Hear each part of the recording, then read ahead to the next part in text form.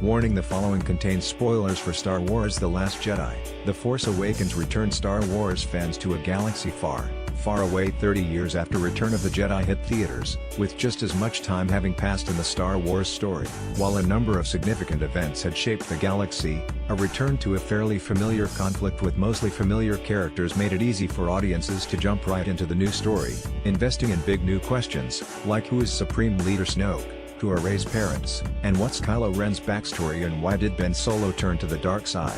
After The Last Jedi, fans will probably know all the information the movies are going to reveal about each of these questions, with the bulk of the backstory the Rey and Snoke reveals are fairly quick going to Ben Solo, not only explaining his journey to becoming Kylo Ren but providing the backstory necessary to understanding the motivations behind one of The Last Jedi's biggest twists. The most simple version, the version Luke initially tells Rey, is that he was impressed with his nephew's potential, seeing the mighty Skywalker blood in him. Taking Ben and a dozen other students, Luke started a brand new temple with the intent of training a new generation of Jedi. Unfortunately, Ben started to turn to the dark side. In a moment of fear, Luke considered killing him to prevent the rise of another Vader, going as far as to ignite his lightsaber while standing over his sleeping nephew. This simple act disgusted Luke and he immediately regretted his actions, changing his mind. But it was too late. Ben saw his uncle's initial intent and attacked, knocking Luke unconscious, slaughtering his students, and fleeing with a handful of others in tow.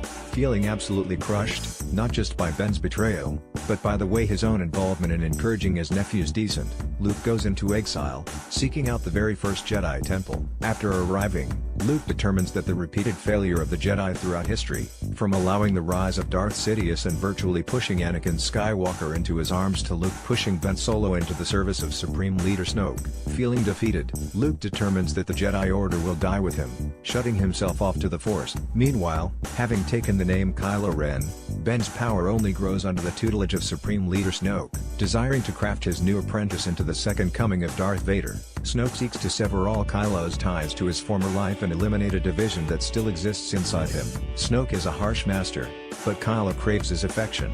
After his parents were mostly absent saving the galaxy or for some other reason and his uncle Master Luke was afraid of his potential, Snoke actually had a desire for Kylo to be as strong as possible. So the former Solo heeded his master's instruction, going so far as to kill his own father. Fortunately, killing Han Solo split his spirit to the bone.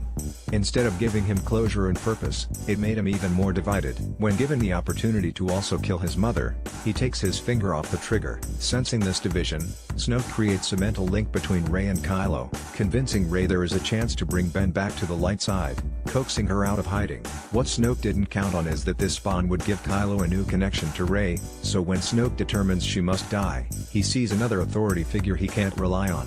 Snoke foresaw, this finally makes Kylo whole again and gives him purpose, but not in the way Snoke thought.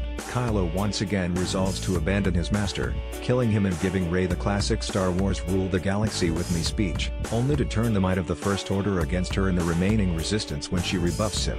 Kylo's path forward isn't clear, but driven by seemingly pure rage and now holding the title of Supreme Commander of the First Order or whatever's left of it for himself, he's determined to wipe what remains of the resistance away before they manage to rally more allies to their cause. We're bound to get some variety of books, comics, or maybe even animated stories of a young Ben Skywalker training in the ways of the Force under Jedi Master Luke Skywalker, but after the new backstory provided by the events in The Last Jedi, we now have a complete picture of what exactly caused Ben Solo to become Kylo Ren.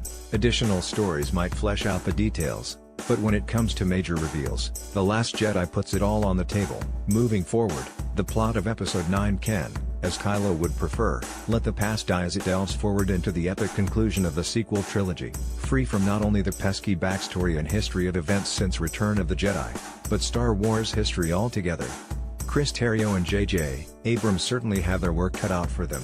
While they're free of many of the constraints Abrams faced kicking off this new era with The Force Awakens, they're also burdened by a number of new character arcs to resolve, including that of Leia Organa, which could be quite complicated after the tragic loss of Carrie Fisher.